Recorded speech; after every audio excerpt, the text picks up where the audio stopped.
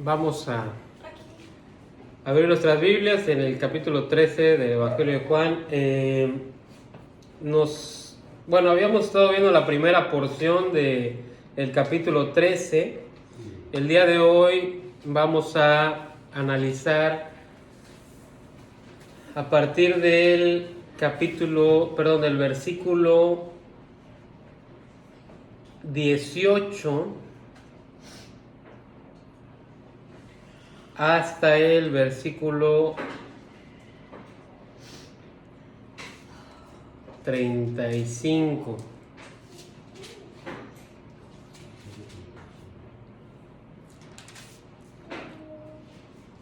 Vamos a leerlos.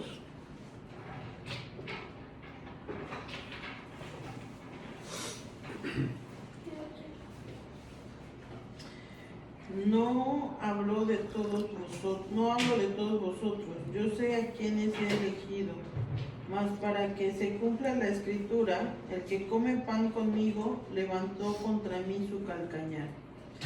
Desde ahora os lo digo antes que suceda, para que cuando suceda creáis que yo soy. De cierto os digo, el que recibe al que yo enviare, me recibe a mí, y el que me recibe a mí, recibe al que me envió. Habiendo dicho Jesús esto, se conmovió en espíritu y declaró y dijo: de cierto os digo, que uno de vosotros me va a entregar.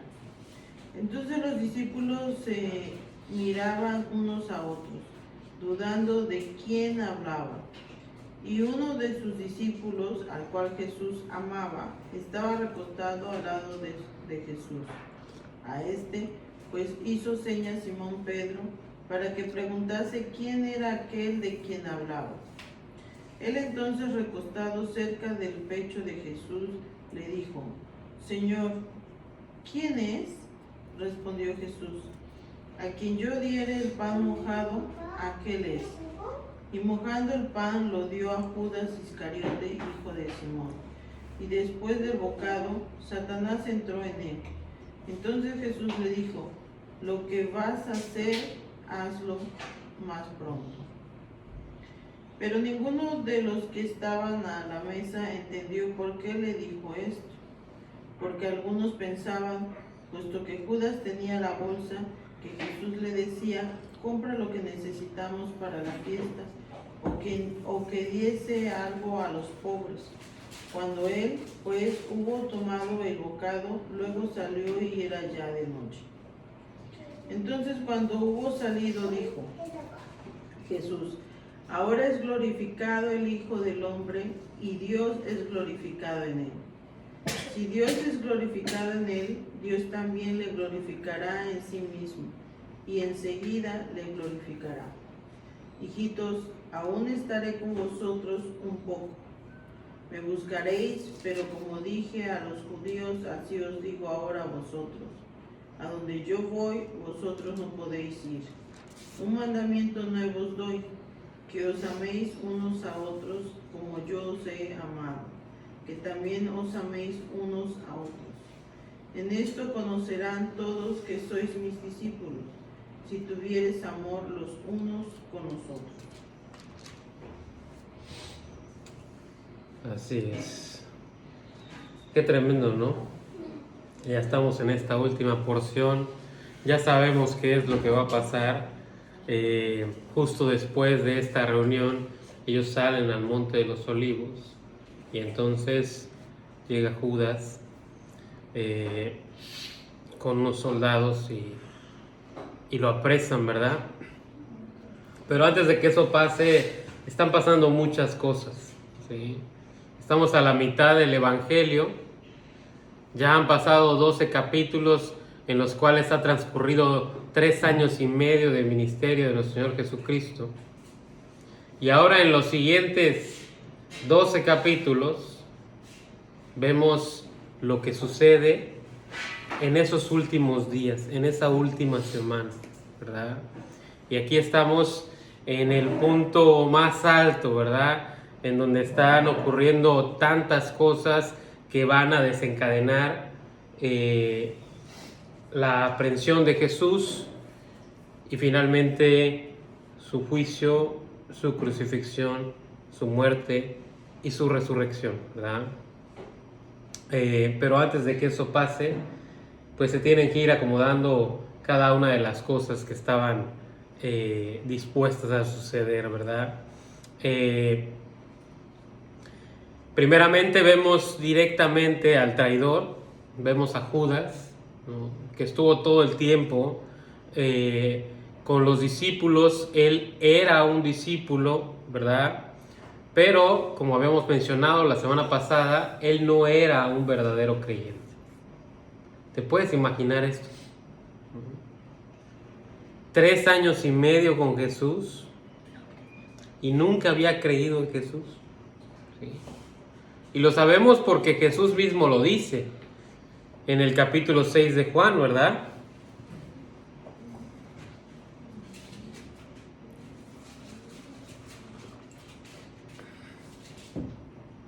Cuando Jesús está hablando en el versículo 70 y 71.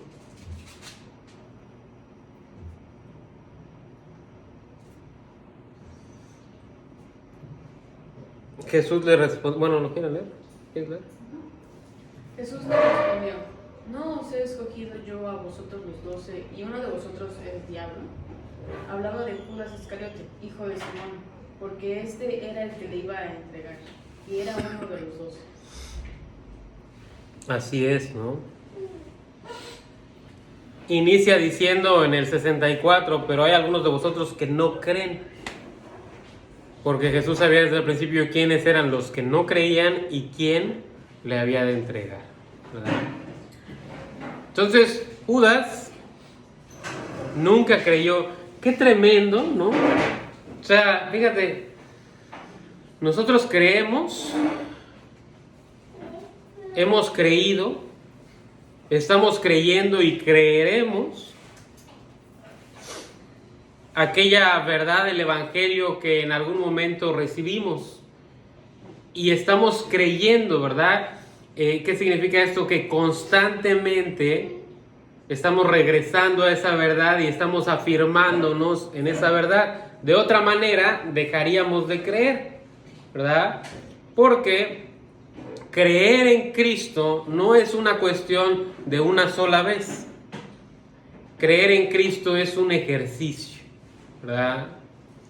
El verbo que se usa para creer está en un uso continuo del presente. Constantemente tenemos que estar creyendo, ¿sí? Tenemos que estar afirmándonos en estas verdades para poder seguir cultivando esa relación con Cristo. De otra manera, eso pues se va apagando. Y aunque no dejamos de ser creyentes en el sentido de que no perdemos la salvación, sí podemos perder las bendiciones de la comunión íntima con Dios, ¿verdad? Entonces está este hombre que nunca ha creído y está ahí a los pies de Jesús escuchando todo lo que Jesús está diciendo. ¿Te puedes imaginar? O sea, cuando Jesús les dice a los fariseos hipócritas, ¿qué crees que pensaba Judas? No me habla a mí, dicho. No soy yo, ¿verdad? ¿No? Si yo estoy bien, ¿verdad? Como cuando ves la tele, las noticias que son pura tragedia, ¿verdad? Y dices, no, esa gente sí es bien mala, ¿verdad? La que está ahí en las noticias, que los llevan así esposados y todo. Y dices, ay, no, sí son terribles, ¿verdad? Y entonces, pues realmente, él se estuvo engañando constantemente, ¿no?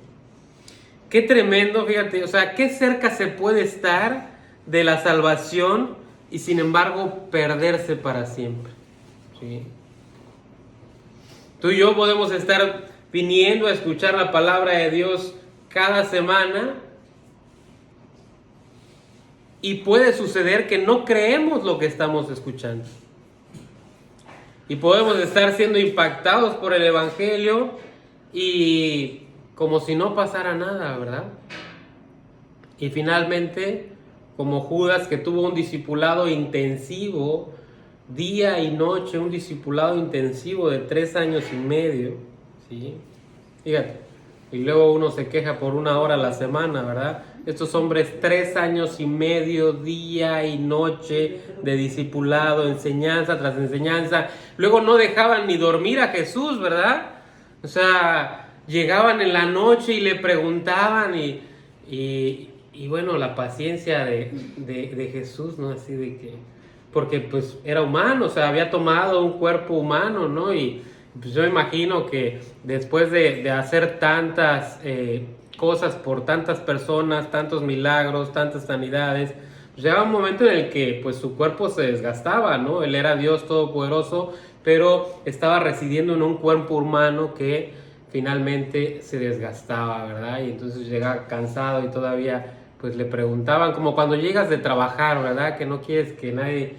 No, perdón, llegas de trabajar y le dices a tu esposa, mi amor, ya llegué y voy a lavar los trastes y voy a trapear y voy a barrer y además voy a jugar con el niño, ¿verdad? Y si se te ocurre algo más que yo haga, dímelo para hacerlo, ¿verdad?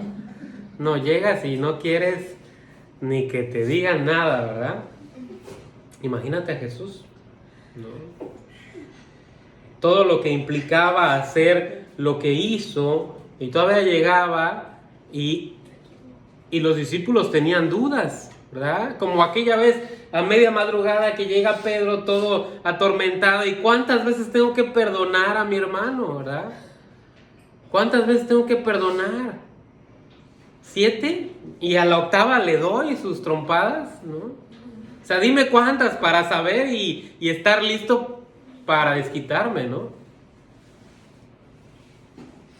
Y con toda la paciencia que le caracteriza a nuestro Señor Jesucristo,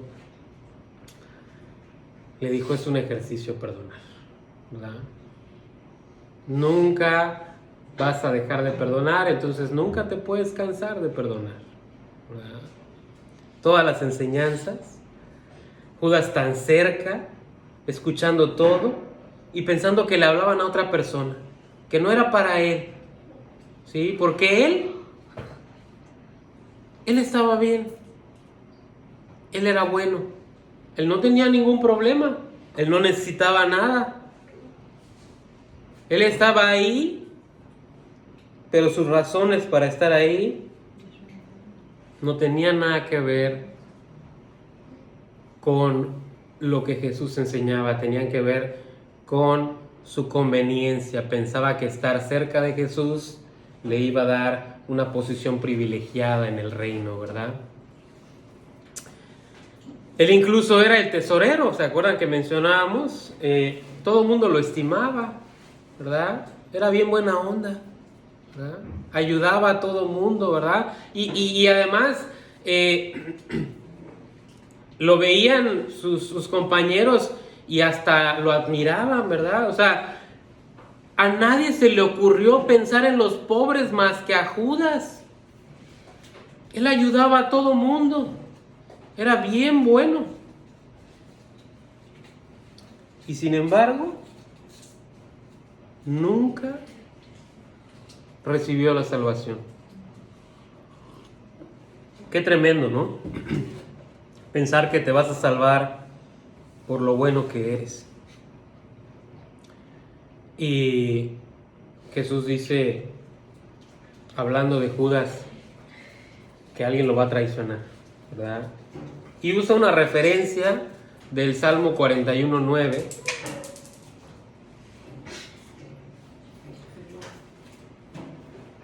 Salmo 41:9.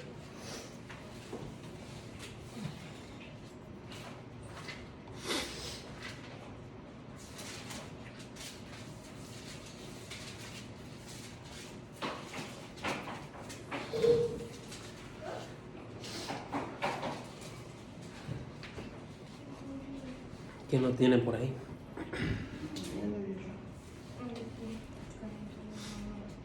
Mas tú, Jehová, ten misericordia de mí y hazme levantar y les daré el pago. 41:9. Ay, no, pero Aún el hombre aún de... el hombre. Ay, perdón, ¿tú vas a leerlo? ¿Quién lo va a leer? ¿Yo? Aún el hombre de mi paz, en quien yo confiaba, el que de mi pan comía, alzó contra mí el calcañar. Así es, ¿verdad? Este salmo lo escribe el rey David. Y este salmo él lo escribe probablemente refiriéndose a su consejero, ¿te acuerdas? Se llamaba Aitofel, ¿sí? El cual cuando Absalón encabezó la rebelión, él traicionó a David y se unió a Absalón en su rebelión, ¿verdad? De manera interesante, sucede que Aitofel también se ahorca, ¿verdad? Al igual que Judas, ¿sí? Pero un punto importante aquí es que Judas no se ahorcó para cumplir una profecía bíblica, sino que la profecía bíblica se cumplió cuando él lo traicionó. El hecho de que muriera ahorcado igual que Aitofel no tiene ningún significado profético, ¿verdad? Y eso es importante poder entenderlo, porque si tuviera algún significado profético, entonces eso significaría que Dios tuvo algo que ver con su pecado. Y Dios no tuvo nada que ver con su pecado. Judas era responsable por sus propias decisiones, y esas decisiones terminaron cumpliendo la palabra de Dios. Una de las cosas que preocupaba a nuestro Señor Jesucristo es que esta acción de Judas, o sea, imagínate, o sea, nada más ponte a pensar en una persona que a ti te parece intachable, así el hombre más recto que te puedas imaginar y que hayas conocido, una persona que nunca comete un error, que nunca hace nada indebido,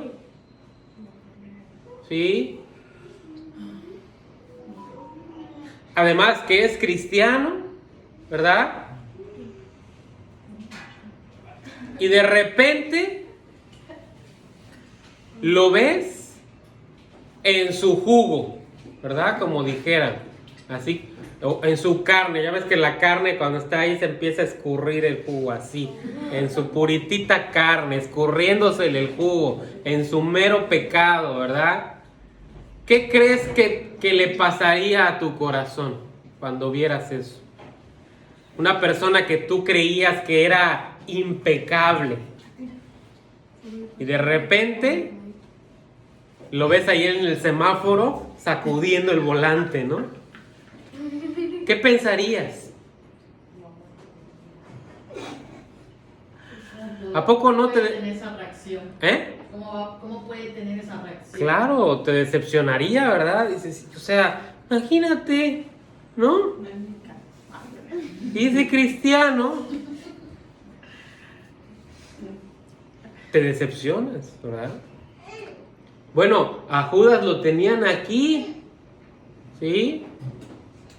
Él era el ejemplo de lo que era un hombre bondadoso, ¿sí? Y nuestro Señor Jesucristo tuvo cuidado de esto y se aseguró que esta situación no debilitara la fe de sus discípulos. Esto no significa que no les fuera a impactar lo que estaba sucediendo, pero nuestro Señor Jesucristo relacionó este acto de traición con una profecía de la palabra de Dios, para que cuando esto se cumpliera, en vez de que pensaran, ay no, pues ya se nos vino abajo todo, se dieran cuenta cuando se cumpliera la profecía que esto había sido cuidado hasta el más mínimo detalle por Dios. Y eso, en vez de decepcionarlos, defraudarlos y endurecerlos, fortalecería su fe, ¿verdad? Judas había sido desleal, pero Jesús esperaba que todos los demás, al apropiar esta promesa, mantuvieran su lealtad a Él. Ellos eran los representantes escogidos por Cristo, ¿sí? Y los había designado como embajadores del Rey, ¿sí? Y entonces recibir el mensaje de cada uno de los discípulos que posteriormente fueron apóstoles, ¿verdad? Era prácticamente lo mismo que recibir directamente al Padre y al Hijo, porque ellos eran embajadores, ¿sí? Como dice Pablo, somos embajadores de Cristo, ¿sí? Embajadores de Dios, como si Dios rogase por medio de nosotros, ¿sí? Os rogamos, reconcíliense con Dios, ¿verdad? Ahora, hay varias cosas que nos sorprenden, ¿verdad? Estaban ahí todos en esa mesa y nadie nunca pensó que Judas fuera el traidor, ¿verdad? Nadie nunca pensó no solo que fuera el traidor, sino que no fuera creyente. ¿Te imaginas? Nadie nunca se enteró hasta después que sucedió lo que sucedió, que Judas nunca creyó en Jesucristo, ¿sí? Y esto debe de ser un foco rojo para nosotros, ¿sí? Tú y yo tenemos que estar seguros de que somos salvos, ¿sí? Dios quiere que tú estés seguro de que eres salvo, porque no te vaya a pasar como Judas, que vayas a pensar que tú estás bien, ¿sí? Y que te la sabes de todas, y finalmente abras los ojos en el infierno, ¿verdad? Dios quiere que tú estés seguro de tu salvación. Ahora, nuestro Señor Jesucristo, aunque Judas no era creyente, Él tuvo cuidado de la vida de Judas. ¿Te imaginas qué hubiera pasado si Jesús hubiera dicho abiertamente que Judas era el traidor? ¿Te acuerdas cuando van a agarrar a Jesús y lo tratan de agarrar? ¿Y qué hace Pedro? Saca una espada y se convierte en el mochaorejas, ¿verdad? ¿Tú te imaginas qué hubiera pasado si Jesús hubiera dicho abiertamente Judas es el traidor? Lo hubieran linchado, ¿sí? Pero Jesús amaba a Judas y tuvo cuidado de manejar esto de una manera en la que ellos se dieran cuenta, pero no relacionaran esto. ¿Para qué? Precisamente para cuidar la vida de Judas, porque hasta el último momento Judas tuvo una opción. Judas finalmente tuvo que decidir, y Dios le dio todas las oportunidades que se le podían dar, hasta el último momento, ¿sí? Jesús sabía lo que Judas iba a hacer desde el principio, pero no lo obligó a hacerlo. Además de que Judas estuvo expuesto a los mismos privilegios espirituales que los demás discípulos. ¿Te acuerdas cuando los manda de 2 en 2? ¿Sí? Y regresan y dicen, o sea, y le cuentan las maravillas que sucedieron en el nombre de Jesús. Judas también fue de los enviados. Judas también hizo milagros. Judas también sanó gente. Judas también predicó, ¿sí? Y en su predicación muchos se convirtieron. ¿Te imaginas? Y nunca fue salvo. Yo no sé si alcanzas a percibir lo que estamos diciendo. Tú puedes darle palomita a todas las casillas de la lista que hacen que parezcas cristiano. Y aún así, cumpliendo todos los requisitos, te puedes ir al infierno. ¿Sí? Porque no se trata de parecer cristiano. Se trata de relacionarse con Cristo. ¿Sí? Y entonces la pregunta es, ¿ya leíste tu Biblia hoy? Y entonces la pregunta es, ¿ya te acercaste a Dios en oración hoy? Y entonces la pregunta es, ¿tienes una relación con Cristo? ¿O nada más estás pareciendo cristiano? Porque estás convirtiendo una relación en una religión. Una religión eso es. Tienes que hacer esto, tienes que hacer lo otro, tienes que ir a la iglesia, tienes que dar tu ofrenda, tienes que cumplir con tu estudio de discipulado. Y eso no es el cristianismo. El cristianismo es una relación con Dios. ¿Sí? Las características de un cristiano son un subproducto, son un resultado de relacionarse con Cristo. No son un esfuerzo del cristiano, son un resultado de relacionarse con Cristo. Entonces, ¿nos estamos relacionando con Cristo?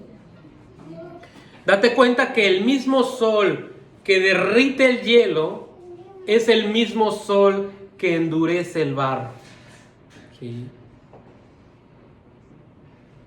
El Evangelio de Jesucristo puede suavizar tu corazón a tal grado de llevarte a la salvación y al perdón y a la nueva vida que ofrece Cristo. Y de igual manera puede endurecerte a tal grado que nunca quieras venir a los brazos del Salvador, ¿verdad? Qué tremendo que a pesar de todo lo que dijo nuestro Señor Jesucristo en cuanto al dinero, en cuanto a la avaricia, Judas siguió siendo un ladrón. ¿Sí? Siguió robándose el dinero de la tesorería, a pesar de todas las advertencias. ¿Sí? Imagínate cuántas veces habló Jesús de la incredulidad. Y él estaba ahí escuchando y nunca creyó, persistió en su rechazo. Y en este momento, nuestro Señor Jesucristo aún se inclina y le lava los pies a Judas. Y a pesar de ver al Señor arrodillado, lavándole los pies, su corazón no cedió. Siguió en su dureza. Y no estuvo dispuesto a reconocer la necesidad de salvación. Y entonces, Pedro es de esas personas que quiere enterarse de todo, ¿verdad? Es la ajonjolí de todos los moles, ¿no? Él quiere saber todo lo que está pasando, ¿no? Y entonces le hace señas a Juan. ¿Sí se acuerdan que habíamos dicho cómo estaban?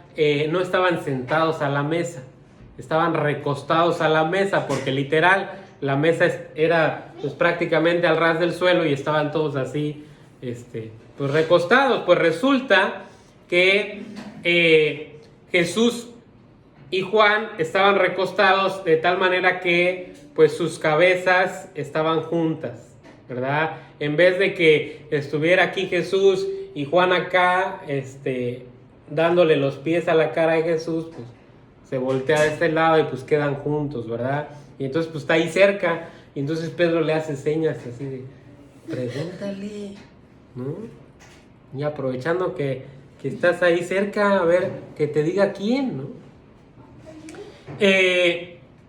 Y Juan le pregunta, pero le pregunta al oído, porque literal tiene a Jesús aquí, ¿no? Oye, ¿quién es? ¿No? Ya dinos, ¿no? Nos tienes en ascuas. Y Jesús le dice que al que le dé el pan mojado. Pero se lo dice también así de cerca y prácticamente nadie lo escucha.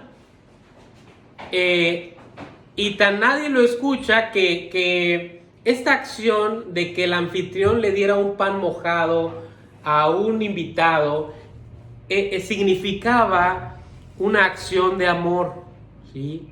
De respeto y de cuidado. Era algo, así era un privilegio que el que te invitara te diera un pan mojado, un pan chopeado, ¿no?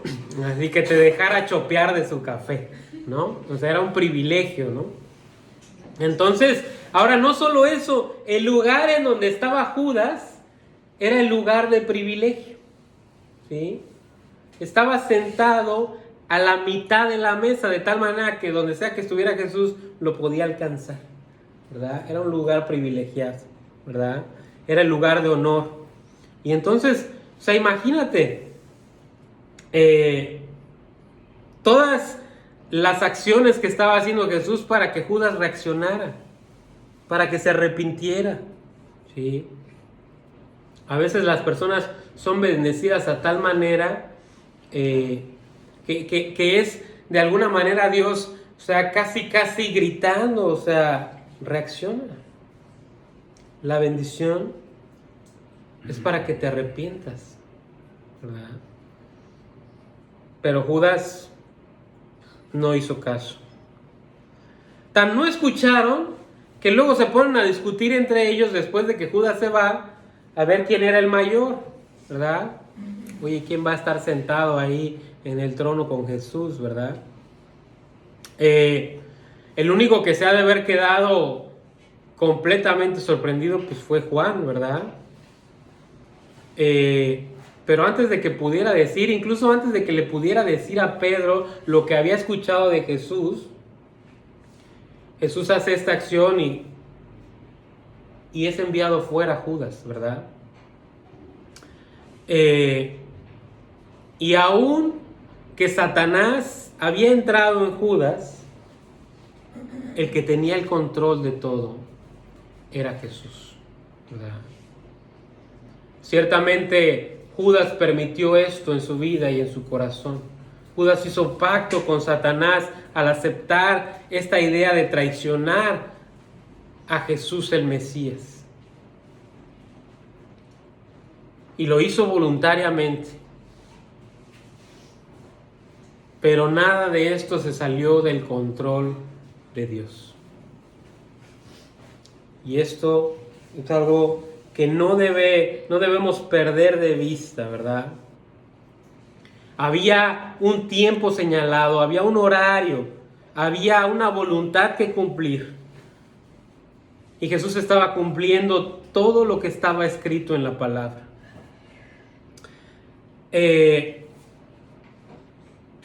Cuando salió, dice el pasaje que los demás pensaron que a lo mejor fue a comprar algo o a lo mejor fue a cumplir alguna misericordia con algún pobre, se acordó de algún pobre y fue a darle pan, o vete tú a saber, ¿no? Sin embargo, en el corazón de Judas, él sabía exactamente lo que estaba haciendo. En una ocasión escuchó a nuestro Señor Jesucristo decir en Mateo 26, 24. Mateo 26, 24.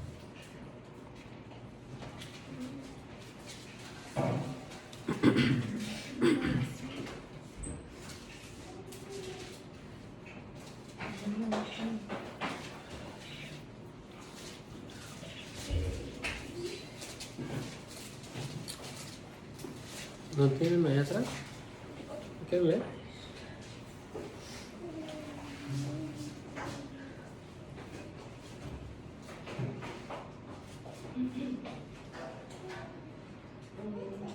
A la verdad, el Hijo del Hombre va, según está escrito de él.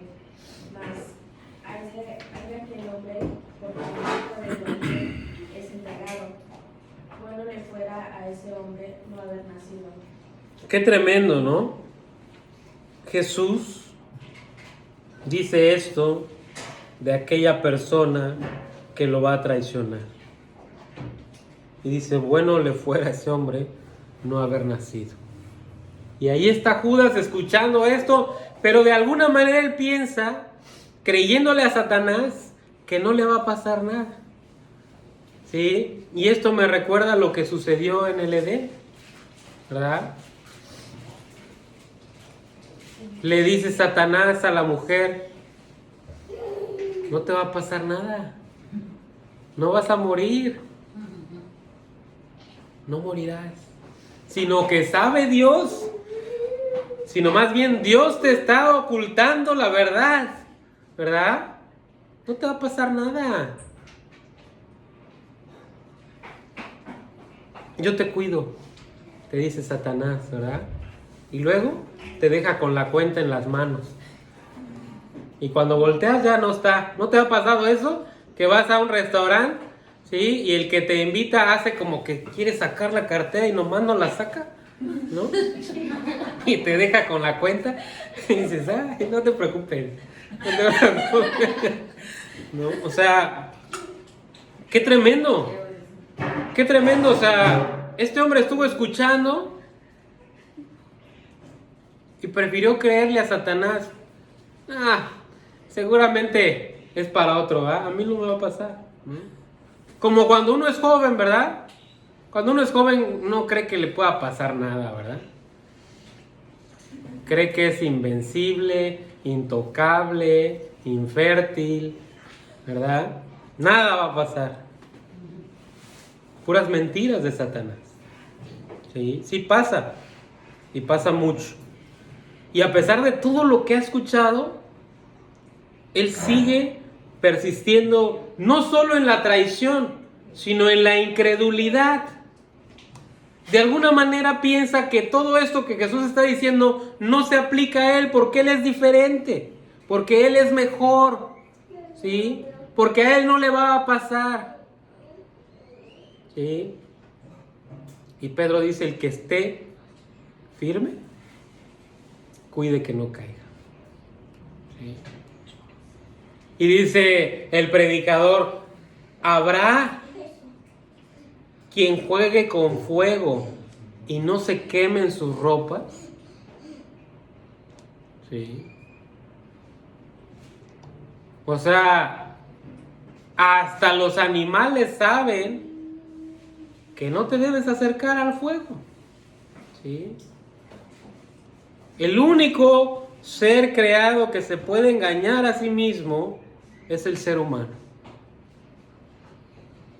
Toda la creación sabe la verdad. Nosotros somos los únicos que viendo la verdad decimos, no, no puede ser, no es posible. ¿Sí? Yo quiero creer otra cosa. Sí, bueno, tú puedes creer en lo que tú quieras, ¿sí? Y de ahí te vas al manicomio, ¿verdad? ¿Por qué? Porque la realidad es la realidad, ¿sí? Y puedes evitar hasta cierto punto, pero llega un momento en el que te agarra cachetadas, ¿sí?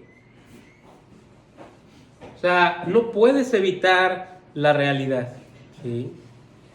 Fíjense, algo que sucede aquí en este pasaje que estamos estudiando, el capítulo 13 de Juan, muy interesante, es que dice que era de noche, ¿verdad?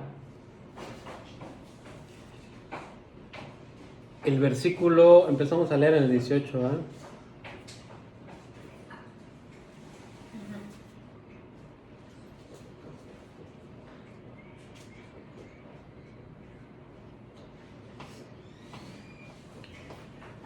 Dice,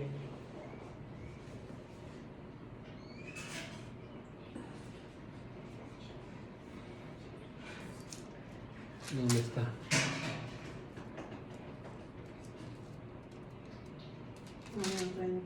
¿30? Cuando él pues hubo tomado el bocado, luego salió Y era ya de noche, ¿sí? Y esto nos llama mucho la atención, ¿verdad? Porque el apóstol Juan está jugando con estas frases todo el tiempo a lo largo de su evangelio. Y cuando habla de la luz, ¿sí? habla de Cristo, ¿verdad? La luz vino al mundo, ¿verdad? Pero los hombres amaron más las tinieblas que la luz, ¿sí? Más la noche que el día. Y entonces aquí menciona esto, y no solo lo menciona por la hora del día, sino realmente por lo que estaba pasando, porque las tinieblas estaban haciendo su obra en el corazón de Judas, ¿verdad? Y porque precisamente si iba a hacer algo indebido, pues lo más probable es que lo hiciera de noche, ¿verdad? Por eso es que los lugares que ofrecen toda clase de pecados, pues lo hacen de noche, ¿verdad? Sí. Y los que lo hacen de día, cuando ves esos lugares, prácticamente parece que es de noche, ¿sí? Porque precisamente es en la oscuridad en donde el pecador comete su pecado, en donde cree que nadie lo ve, ¿verdad? Y mientras más oscuro, más piensa que nadie lo ve, ¿sí? Cuando en realidad dice Dios que para Él la oscuridad es lo mismo que la luz. Y donde sea que estés, aunque creas que estás ahí oculto y a oscuras y que nadie te ve, estás dando un show y estás en 4K, ¿sí? Doble digital con sonido surround y todo, y estás dando un mega show para Dios y todos los ángeles. O sea, no hay momento en el que te puedas esconder, pero Satanás te vende la mentira de que nadie te está viendo, de que nadie se va a enterar, de que no va a pasar nada, ¿verdad? Bueno, eso es lo que creyó este hombre. Y entonces salió de noche a cometer la traición.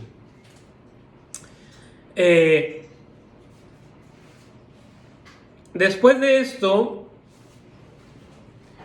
viene la cena del Señor, ¿verdad? Y es muy interesante que sucede después de que se sale Judas, porque él no podía participar de la cena del Señor, ¿sí? No era creyente. Y entonces nuestro Señor Jesucristo instituye la cena del Señor después de que se va Judas, ¿sí? Y entonces ellos participan de su carne y de su sangre en esta última cena, ¿verdad? Y les dice, hagan esto en memoria de mí, ¿verdad? Y entonces, ahora, después de todo ese momento turbio, Jesús utiliza estos últimos momentos para darles amor a sus discípulos y darles confianza, ¿verdad? Y el tema cambia completamente. En los últimos 4 versículos, del 31 al 35, vamos a leerlos otra vez. Juan 13, del 31 al 35.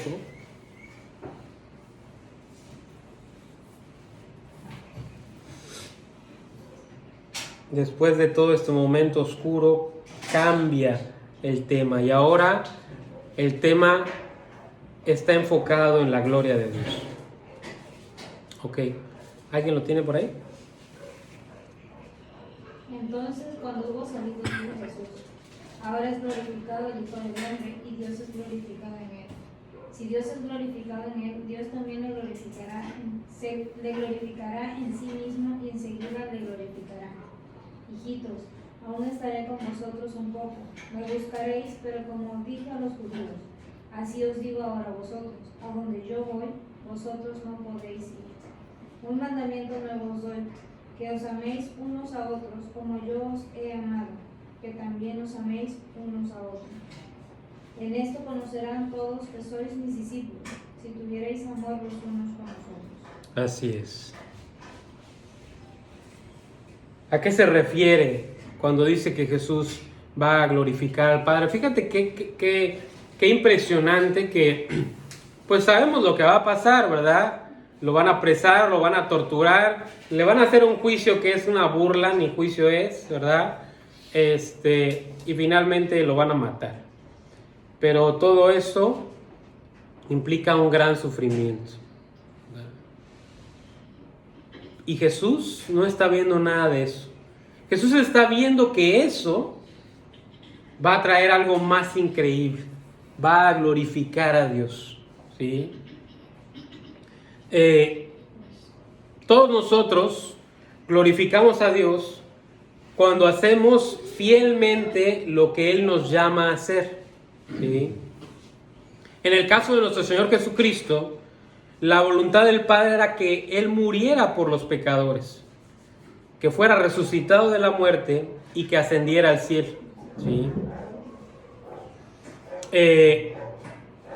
Y entonces llega este tiempo cuando dice el Hijo del Hombre va a ser glorificado, ¿sí? Y les dice que en este momento ellos no podían seguir. Y se los aclara. Esto no se los había dicho a los discípulos, pero les dice más. Dice, pero como dije a los judíos, fíjense, esto no se los había dicho a ellos, pero como les dije a los judíos, en esto ustedes no pueden venir. ¿Sí? O sea, Jesús les estaba diciendo, o sea, yo no quiero que ustedes sufran esto. Y es más, yo estoy haciendo esto para que ustedes no sufran esto. ¿Sí? Ustedes no pueden venir porque yo voy a pagar por ustedes. ¿Sí? Ya sabes, Pedro dice, no. O sea, Señor, a lo mejor, tú sabes todo, ¿verdad? Porque pues, tú eres Dios. Sí, a lo mejor tú sabes, pues, cómo se llama cada estrella. A lo mejor tú sabes la cantidad de minerales que hay en el mundo. A lo mejor tú sabes todas las cosas, pero tú no me conoces. ¿Sí? Tú no conoces al Pedrito, ¿verdad? O sea, todos te van a abandonar, pero yo no. ¿Sí? Yo voy a estar contigo hasta la muerte. Si hay que morir, pues de una vez, ¿no? Échenmela, ¿no? Y Jesús le dice así con mucho amor, ya sabes, con ese amor que le caracteriza a nuestro Señor Jesucristo. Porque si hubiéramos sido nosotros, ya le hubiéramos dado 2, 3 cachetadas al Pedro, ¿no? Pero, o sea, yo me imagino hasta que Jesús hasta lo agarró del hombro, así de Pedro, o sea, Pedro, por favor, Pedro, ¿no? O sea, le dijo, Satanás te ha pedido, ¿no? Para zarandearte, pero yo ya me adelanté, yo ya oré por ti, ¿sí? Para que después de todo esto seas restaurado, ¿verdad? Tremendamente, Jesús les dijo que no lo podían seguir. Y Jesús le dice a Pedro, o sea, Pedro, agarra la onda, o sea, ahorita no es el tiempo de hacerte el valiente. Y bueno, ¿qué hizo Pedro? Ahí va atrás de Jesús. ¿Sí? Y le fue como en feria, a tal grado que se sintió el peor. ¿Sí? Y tan se sintió el peor que cuando Jesús lo llama a volver a retomar el ministerio que le había encomendado, Pedro dice, no, o sea, yo ya no soy digno. Yo ya no, Señor, yo ya estoy descalificado. Pedro se había descalificado a sí mismo. ¿Sí? Y él pensó que ya nunca iba a poder servir al Señor. O sea, cometí el peor pecado. ¿Sí? Y Jesús le dice, ya está pagado, Pedro. Apacienta mis ovejas, cumple tu ministerio, ¿verdad? Realmente es precioso poder entender lo que Jesús ha hecho con nosotros, lo que Jesús ha hecho para nosotros y lo que Jesús ha hecho por nosotros, ¿verdad? Había un momento para estar con Jesucristo, pero este no era el momento. Y les dijo, en este momento ustedes no pueden venir conmigo. ¿Sí? Esto únicamente lo puedo hacer yo y únicamente lo tengo que hacer yo, ¿verdad? Debido a que Pedro no hizo caso, pues se metió en problemas, ¿verdad? He escuchado algunos sermones y alguien menciona el énfasis de que pues Pedro le siguió de lejos, ¿verdad? Y nosotros tenemos que seguirle de cerca. Pero la realidad es que nunca nadie debió de haberlo seguido en ese momento, porque él dijo que ese no era el momento, ¿verdad? Realmente lo que les pidió que hicieran es lo que vemos al final. Les deja un mandamiento. O sea, no me pueden seguir, pero hay algo que sí quiero que hagan. Y cuando dice nuevo mandamiento, no está hablando de algo nuevo, porque como habíamos mencionado en otras ocasiones, Jesús no dice nada nuevo, ¿sí? Pero cuando dice nuevo, se está refiriendo a que es fresco, ¿sí? A que está renovado, ¿sí? Que se amen unos a otros como Él los ha amado a ellos, ¿sí? ¿Por qué? Porque Jesús sabía que cuando Él no estuviera, ellos iban a necesitar amor, ¿sí? Cuando su maestro les fuera quitado. Cuando Pedro, que era el líder, porque Pedro era el líder, cuando Pedro les fuera quitado, ellos necesitarían acordarse que tenían que amarse unos a otros, ¿sí? Y la realidad es que todos fallaron, ¿sí? Y lo único que iba a poder unirlos nuevamente es el amor por Cristo y el amor unos por otros. No hay otra cosa que nos pueda volver a acercar a Cristo que su amor, que amarlo a Él, ¿sí? Porque cuando vemos las cosas imposibles, cuando vemos las cosas irreconciliables, cuando vemos que no hay solución a los problemas y que vemos barrera tras barrera en todas las áreas de nuestra vida, inclusive en la iglesia, lo que nos va a hacer permanecer es nuestro amor por Cristo, ¿sí? Porque lo amo más que los problemas. Porque lo amo más que las dificultades. Porque Cristo es más importante que aquella persona que me retuerce el estómago, ¿verdad? Porque lo amo a Él y porque vale la pena. Si Él me dice que pasar por alto vale la pena, yo le creo que pasar por alto vale la pena. Si Él me dice que amar vale la pena, yo le creo que amar vale la pena. Si Él me dice que perdonar vale la pena, yo le creo que perdonar vale la pena. Si Él me dice que acercarme a su palabra vale la pena, yo le creo que acercarme a su palabra vale la pena. Y entonces la abro. Y entonces me acerco a Él. Y lo hago constantemente, ¿sí? Realmente esta sección que estamos analizando inició con amor, ¿verdad? Porque Él los ama tanto que Él se pone en la posición de un esclavo y les lava los pies. Y termina esta sección con amor, ¿verdad? Porque les da este mandamiento renovado, ¿sí? El amor, pero ahora en la práctica, ¿sí? Ámense unos a otros, ¿sí? El amor es la verdadera evidencia que pertenecemos a Cristo, ¿sí? Un amor sobrenatural, que amamos cuando los demás odian, que permanecemos cuando los demás abandonan, ¿sí? Realmente este proceso requiere 3 partes, ¿verdad? Primeramente,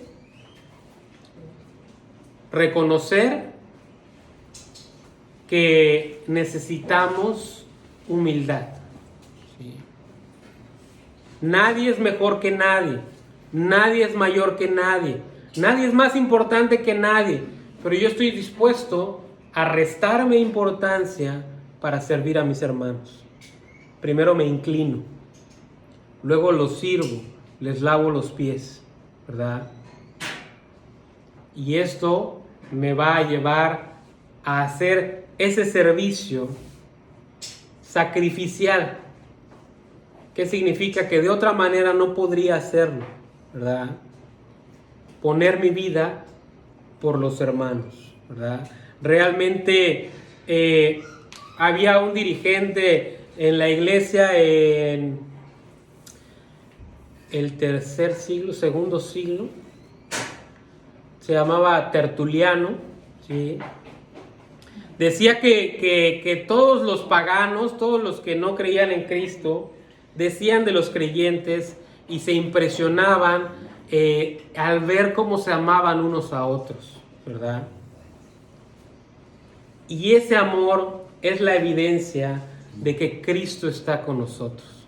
Y ese amor es el catalizador. Y ese amor es realmente lo que va a cambiar las cosas, ¿sí? Ese amor que nos tenemos unos a otros. Y esto es importante porque realmente, fíjense, realmente tú y yo no tenemos nada en común. Sinceramente, ¿no? Ni crecimos en el mismo lugar, ni fuimos a la misma escuela, ¿verdad? Digo, a lo mejor jugamos los mismos juegos, yo todavía me acuerdo del trompo y del yoyo, ¿verdad? Pero realmente no tenemos prácticamente nada en común. Lo único que nos une es Cristo. Y esta es la característica principal del cuerpo de creyentes. Fíjense que Dios le prometió a Abraham que en él serían benditas todas las familias de la tierra, ¿sí? Y en este tiempo en el que Jesús está ahí en medio de Israel, ellos están de alguna manera poniendo una barrera a esta promesa que Dios le hizo a Abraham, ¿sí? ¿Por qué? Porque, fíjense, el Imperio Romano conquistó prácticamente la mayor parte del mundo conocido en ese tiempo, ¿sí? Pero cuando llegaron a Israel, se toparon con pared. No que no los pudieran conquistar, pero no los pudieron doblegar, ¿sí? Roma era el epítome del paganismo, ¿verdad? Todo lo que tenía que ver con idolatría estaba en el Imperio Romano, ¿sí? A tal grado que el mismo César, impresionado por sus mismos logros de conquista, llegó a pensar que él era un dios.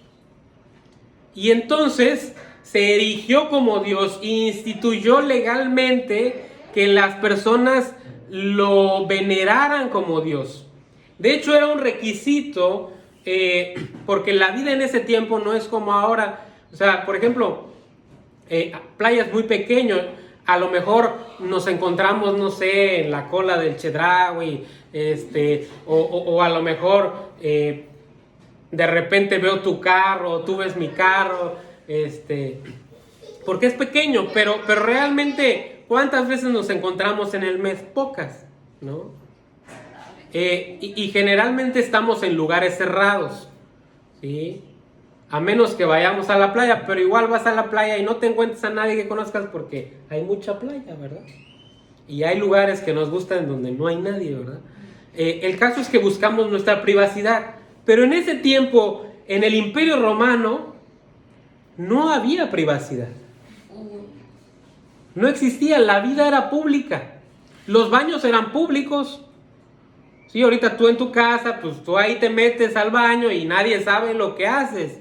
Y además al bote de basura le pones tapa para que nadie sepa lo que haces, ¿verdad? Pero en ese entonces el baño era público. Yo no sé si has visto imágenes de los baños romanos. O sea, estaba una letrina al lado de la otra, ¿no? O sea, estabas ahí, pues a ver, pásame el periódico. O a lo mejor lo leían juntos, ¿no? Sí, o sea, era una práctica como parte de la sociedad. O sea, todo el mundo sabía la vida de todos, ¿sí? Únicamente el 1% de la población, o tal vez menos, vivía en privacidad, pero aún así esas personas que vivían en privacidad y tenían sus casas y sus mansiones, ellos tenían esclavos, y los esclavos escuchaban todo y le andaban diciendo el chisme a todos. Y entonces prácticamente no había privacidad de nada, ¿sí? Y cuando César se erige como Dios, él decreta que todos tienen que ir y al menos echar una pizquita de incienso al altar del dios César. Era un requisito legal, ¿sí?, por parte del gobierno romano. Entonces, cuando alguien se convertía a Cristo, todo mundo se enteraba que esa persona dejaba de adorar a los dioses. Todo mundo sabía que esa persona dejaba de adorar a los dioses. Ahora, cuando Roma llega y conquista a Israel y conquista a los judíos, ellos se topan con un problema, porque ellos cuando llegaban y conquistaban una nación, hacían lo que Alejandro Magno hacía, ¿sí? Alejandro Magno llegaba y conquistaba, y para poder mantener la lealtad de esa nación, instauraba el gimnasio e instauraba el teatro. ¿Qué le hacía a esa nación? Los maravillaba con su filosofía, ¿sí? Y los conquistaba intelectualmente, a tal grado que esa nación que era conquistada militarmente ya no se quería rebelar. ¿Por qué? Porque los habían conquistado también en su mente. Y entonces Roma, cuando entraba y conquistaba, instauraba toda su religión y todos sus ídolos. Pero ¿qué creen que pasa cuando llegan a Israel?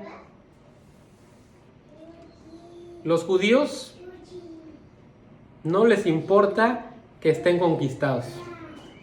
Ellos prefieren morir que adorar a otros dioses. Ellos prefieren morir que ir a echarle incienso al dios César. ¿Y sabes qué hacen los romanos? A todo mundo lo obligaban, pero a los judíos, déjalos. O sea, ¿por qué? Porque para poder lograr que en Israel hubiera un politeísmo, tenían que matar a todos los judíos, porque todos estaban dispuestos a morir. Y entonces no le convenía, déjalos. Y entonces los judíos en todo el Imperio Romano eran los únicos que no estaban obligados a cumplir las leyes de adorar a los dioses paganos, ¿verdad? Y entonces, ¿qué pasa? Los judíos no tenían nada que hacer, no tenían nada de esto que hacer, y todo el mundo sabía y nadie se metía con los judíos, ¿verdad? Y entonces resulta este nuevo grupo, ¿sí?, que no adora a ningún otro Dios más que a Cristo, pero los únicos que tienen un pase libre son los judíos, ¿sí? Y ellos habían se habían cerrado de tal manera que su etnicidad los hacía parte del pueblo de Dios. ¿Sí? Pero ahora el cumplimiento de la ley en Cristo abre las puertas a esa bendición que Dios le prometió a Abraham, que en su descendencia serían benditas todas las familias de la tierra. Y entonces está esta tentación de,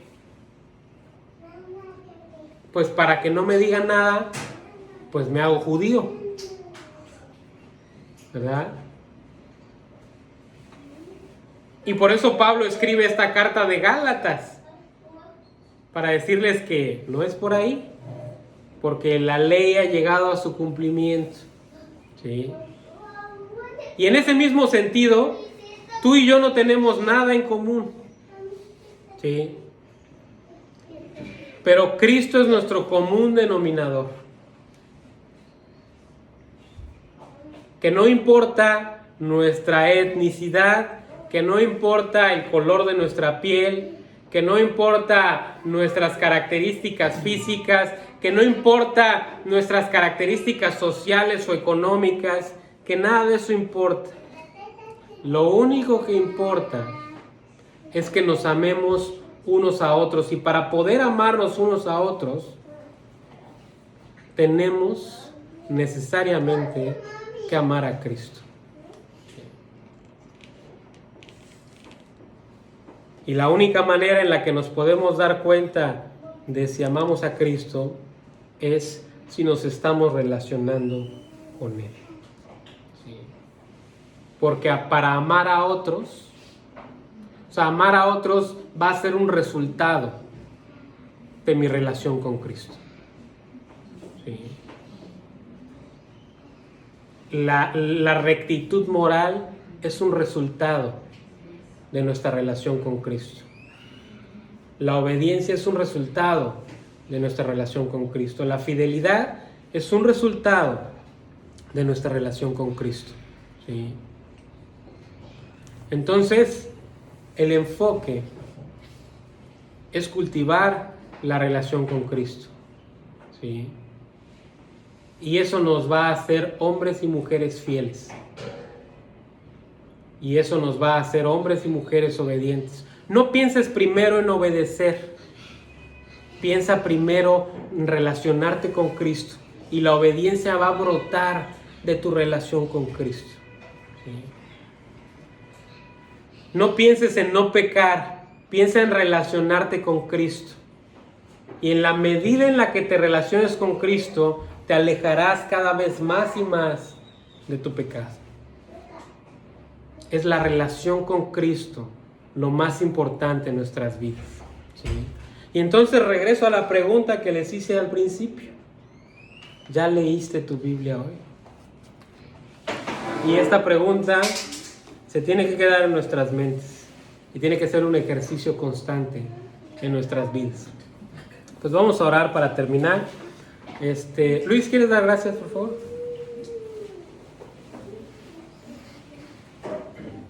Señor, damos gracias por este día que pudimos venir como familia de tu palabra. Gracias, Señor, porque verdad es el privilegio, Señor, de ser Padre, Señor, que ha llegado cada uno de nosotros aquí presentes. También las personas pueden llegar, Señor, que también tú nos bendigas, nos ilumines, Señor, con tu gracia. Las personas, Señor, que están enfermos, también te pido por ellos. Dale, Señor, tu salud. Y tengamos una semana bendecida de tu parte, Padre mío. Te damos gracias por todo. En el nombre de Jesús. Amén. Amén. Pues que Dios los bendiga